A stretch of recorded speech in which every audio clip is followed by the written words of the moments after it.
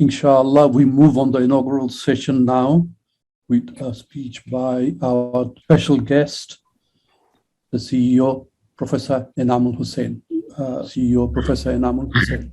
Bismillahir Rahmanir Rahim, the Professor Nurul Alam, Honorable Chair of the NSRIC First Virtual International Conference on Nature Science, Education and Engineering, ICNSEA 2022 Inaugural Ceremony, Honorable Chief Guest, Professor Jafar Nasser, distinguished speakers, distinguished guests, honorable special guests, respected participants, administrator, organizers of ICNSEA 2022, families, distinguished ladies and gentlemen.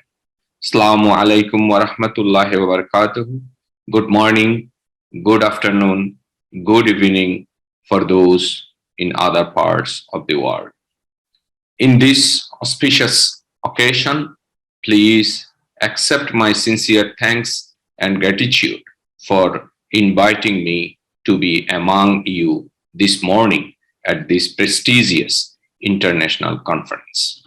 On behalf of the NSRIC family, let me take this opportunity to extend a warm and cheerful welcome to you all. We are delighted to have you join us.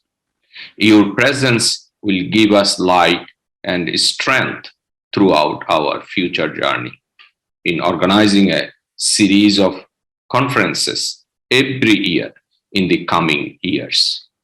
Under the leadership of Professor Haidar Ali Bishash, Associate Vice President, Conference and Publications Unit, NSRIC. Let me reiterate the theme of the conference is Advances of Nature Science for a Sustainable Future. Dear honorable guests and speakers, I wanted to deliver my talk within the context of the conference theme. In today's information era, NSRIC as an organization is committed to working on the fundamentals and applications of nature science in order to establish a solid foundation and progress toward a green planet. Indeed, the pioneers of NSRIC started to address the issues for more than 2 decades now, and thus scientific articles, dozens of books, and many patents are documented and published as an evidence of our efforts. I am very happy to share with you today at least 5 scientific research works are going to be presented in today's long ICNSEA 2022 conference, including my today's keynote speech at 10:40 a.m., where sustainability is a key. Please let me allow going back a little bit to clarify in understanding the word sustainability. Sustainability is a word which we hear quite often. However, we don't often understand the context of the deep meaning of sustainability. According to my understanding, sustainability is defined as a course of plans or actions which do not harm in any way or in other form to other living entities in this universe, which means achieving zero tolerance of harming.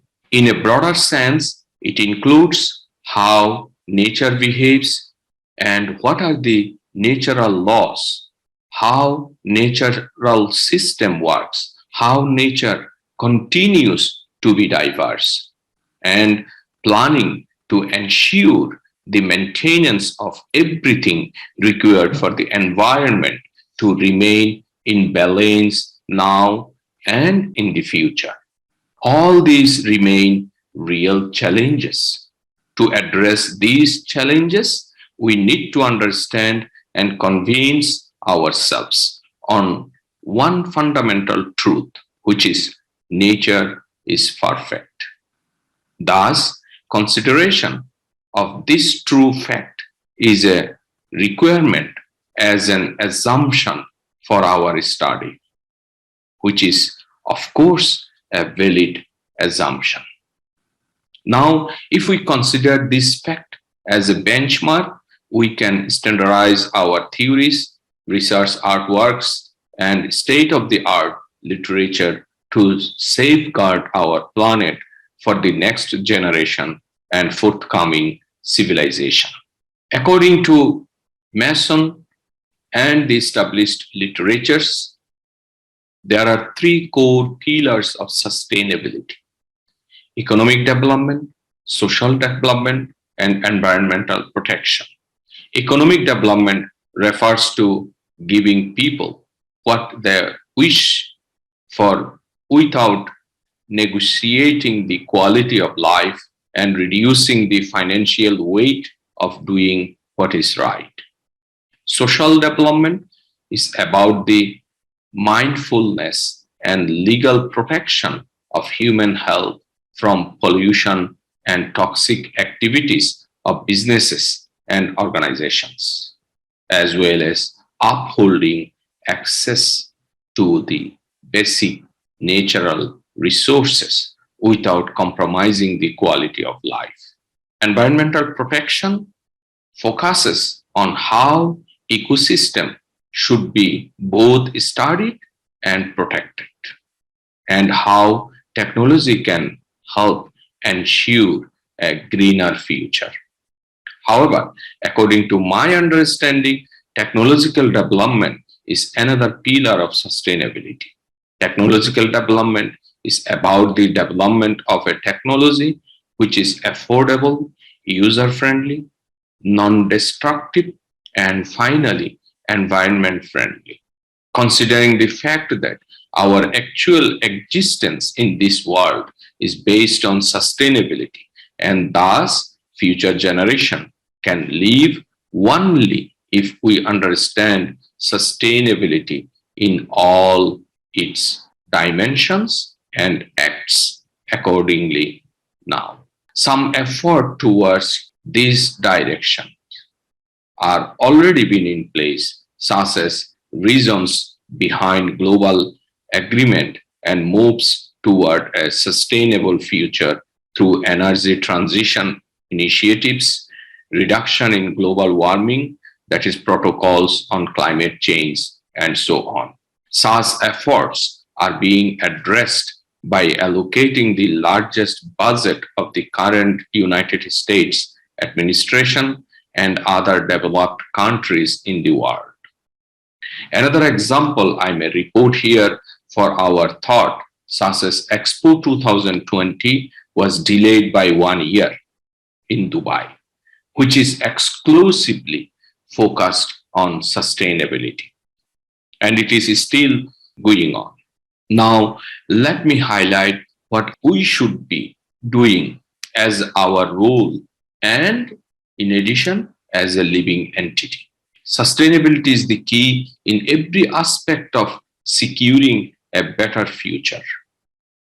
From the beginning of the creation of human beings, humans rely on nature and natural resources for day-to-day needs, businesses, activities, and the survival in general. In addition, nature is a great educator and source of knowledge. Sustainability is directly related to nature and natural resources. Therefore, ignoring sustainability can lead to toxic environments for the living entities in this planet, and most importantly, to the collapse of natural cycles of nature and the natural resources. Sustainability is important to study because it is directly or indirectly related to our daily lifestyle and life cycle. Not necessarily that someone should be an environmental scientist, technologist, economist, and so on. For example, students with business major need to learn about sustainability because it aids in attractiveness and to consumers and the customers and in fulfilling corporate social responsibility. In agriculture, nutrition, and public health, students need to focus on sustainability in order to learn how to feed a growing population nutrition and quality of food. In education, students need to know exactly how to spread the knowledge of sustainability to the next generation so they can lead change and so on. Invariably, every discipline has a connection of sustainability. Let me take this opportunity to highlight NSRIC's institutional responsiveness towards sustainability. NSRIC took an initiative by introducing sustainability courses for the NSRIC International School in Toronto, the NIST program, starting from kindergarten to grade 12.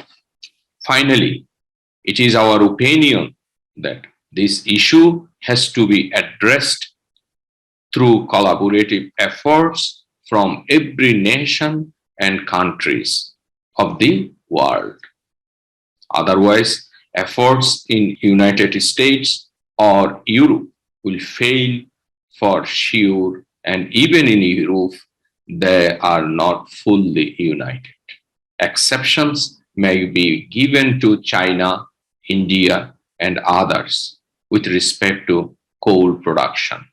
At last, I would like to thank you all for attending the inaugural ceremony. It has been an honor and privilege to be among such accomplished individuals and to be able to share some of the understandings related to sustainability before you all. Thank you again and have a safe stay and have a long and blessed life.